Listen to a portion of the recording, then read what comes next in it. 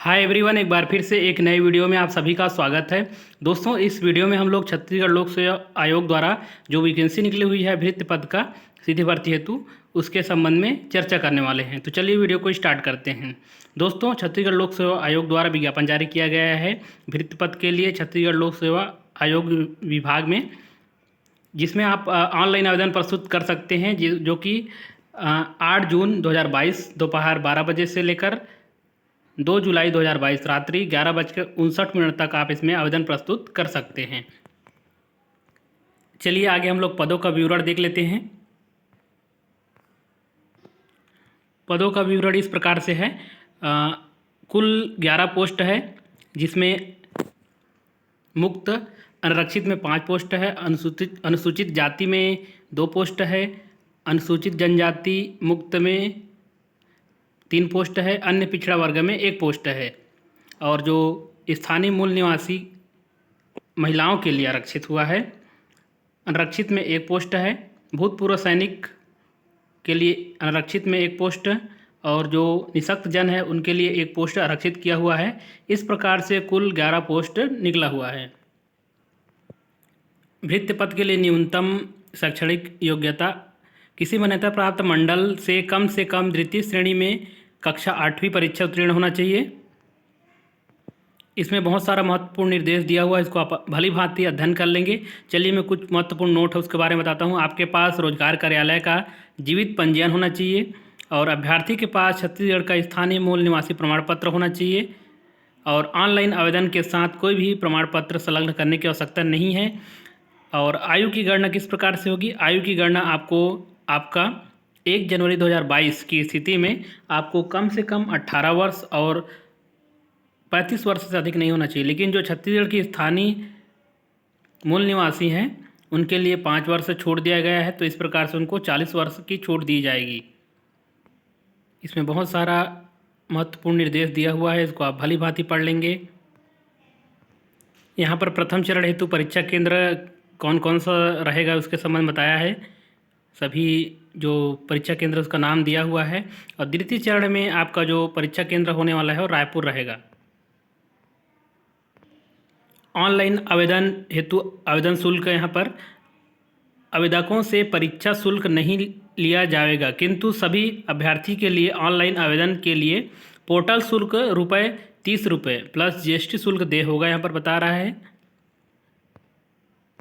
और आप त्रुटि में सुधार करते हैं तो उसके लिए आपको ₹100 पे करना होगा। परीक्षा किस प्रकार से आयोजन होगा उसके संबंध में परीक्षा योजना के बारे में बताया है। परीक्षा जो आपका है वो 2 चरणों में होगा। प्रथम चरण में वस्तुनिष्ठ परीक्षा होगा, और द्वितीय चरण में शुद्ध लेखन का परीक्षा आयोजन किया जाएगा। परीक्षा में आपका कुल 200 अंक होने वाला है। और सिलेबस किस प्रकार से रहेगा?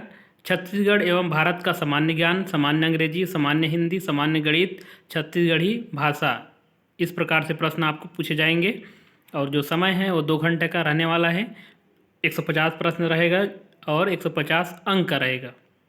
द्वितीय भाग में शुद्ध लेखन, जो कि इमला बोला जाएगा, हिंदी में बोला जाएगा, जो कि 50 अंक का होगा। और आप प्रथम चरण में जो वस्तुनिष्ठ प्रकार के प्रश्न रहेगा उसमें आप जो अंक प्राप्त करेंगे उसके आधार पर 5 गुना उम्मीदवार को द्वितीय चरण के लिए शुद्ध लेखन मतलब इमला के लिए बुलाया जाएगा। और आपके अंकों का गणना किस प्रकार से किया जाएगा उसके संबंध में यहाँ पर पूरा बताया है, इसको आप अच्छे से पढ़ लेंगे। और प्रथम चरण और द्वितीय चरण दोनों परीक्षा में जो अंक प्राप्त करेंगे आप, उसके आधार पर दोनों को जोड़कर मेरिट सूची जारी किया जाएगा। और कौशल जो लिखित परीक्षा का आयोजन होगा प्रथम चरण में, उसमें अनारक्षित वर्ग के अभ्यर्थी को कम से कम न्यूनतम 33% अंक प्राप्त करना अनिवार्य है, और जो आरक्षित वर्ग के अभ्यर्थी हैं उनको दोनों चरणों में, प्रत्येक चरणों में पृथक पृथक से 23% अंक प्राप्त करना अनिवार्य है, नहीं तो आपको अहर्न घोषित किया जाएगा। और द्वितीय चरण में आपको 200 शब्द इमला बोला जाएगा, और आपको उसको इमला को लिखना है। और प्रत्येक अशुद्ध में आपको 0.4 मतलब 4 गलती में 1 अंक काटा जाएगा। काट छाँट या ओवर राइटिंग करते हैं तो भी उसको गलती माना जाएगा। 0.4 मतलब 4 गलती में 1 नंबर उसको में भी काटा जाएगा। और कोई वर्ड छोड़ देते हैं आप, उसको भी गलती माना जाएगा, उसमें भी आपका गलती माना जाएगा। और जो आप आवेदन करेंगे उसको ऑनलाइन माध्यम से ही आवेदन करना है आपको, उसके संबंध में जानकारी दिया हुआ है यहाँ पर, जो कि पीएससी का ऑफिशियल वेबसाइट है, उसमें जाकर आपको ऑनलाइन आवेदन करना है www.psc.cg.gov.in, जो कि ऑफिशियल वेबसाइट यहाँ पर दिया हुआ है। आपको किस प्रकार से ऑनलाइन आवेदन प्रस्तुत करना है उसके संबंध में यहाँ पर विस्तृत जानकारी दिया हुआ है, इसको आप भली भांति पढ़ लेंगे। और जैसे ही फॉर्म भराना चालू हो जाएगा मैं अलग से उसका वीडियो भी बना दूंगा मेरे चैनल पर, आप उसको देख सकते हैं। आप छत्तीसगढ़ लोक सेवा आयोग द्वारा एक और सूचना पत्र जारी किया गया है, जिसमें ये बताया गया है कि जो आपका भृत्य पद है जो पहले निकला हुआ था 80 पद सामान्य प्रशासन विभाग में, और अभी जो निकला हुआ है भृत्य पद 11 पद छत्तीसगढ़ लोक सेवा आयोग में, मतलब विभाग पोस्ट एक ही पोस्ट निकला हुआ है भृत्य, और 2 विभाग में निकला हुआ है, एक सामान्य प्रशासन विभाग में 80 पद और एक छत्तीसगढ़ लोक सेवा आयोग विभाग में। तो इस प्रकार से दोनों परीक्षा का जो परीक्षा योजना है एक समान होने के कारण उसके संबंध में जारी किया गया है। इसमें बोला है कि उक्त विज्ञापन के संबंध में महत्वपूर्ण बिंदु देख सकते हैं आप। उपरोक्त दोनों विज्ञापन की परीक्षा योजना एक समान होने के कारण संयुक्त परीक्षा आयोजित की जाएगी, मतलब दोनों के लिए संयुक्त परीक्षा आयोजित की जाएगी। अभ्यर्थी द्वारा लिखित परीक्षा में प्राप्त अंक को आवेदित दोनों पदों हेतु मान्य किया जाएगा, और शुद्ध लेखन हेतु चयनित अभ्यर्थियों को संबंधित विभाग के भर्ती नियम एवं शैक्षणिक अर्हता के अनुसार रेफरेंस पत्रक भरना अनिवार्य होगा। मतलब इसमें ये बोल रहा है कि जो भृत्य पद के लिए अलग अलग जो विभाग है उसमें निकला हुआ है, पहला जो सामान्य प्रशासन विभाग 80 पद और द्वितीय लोक सेवा आयोग 11 पद, तो दोनों का मिलाकर संयुक्त परीक्षा का आयोजन किया जाएगा और एक ही परीक्षा का आयोजन किया जाएगा, और जो अंक प्राप्त करेंगे और दोनों के लिए मान्य होगा। और इसमें जो प्रथम चरण के बाद जो द्वितीय चरण शुद्ध लेखन का परीक्षा आयोजन किया जाएगा उसमें आपको रेफरेंस भरना है, एक रेफरेंस पत्रक आपको दिया जाएगा द्वितीय चरण में, उसको रेफरेंस को भरना है कि पहले आपका चयन होता है तो पहले किस विभाग में आपका पहले चयन होगा, उसके लिए रेफरेंस भरना है।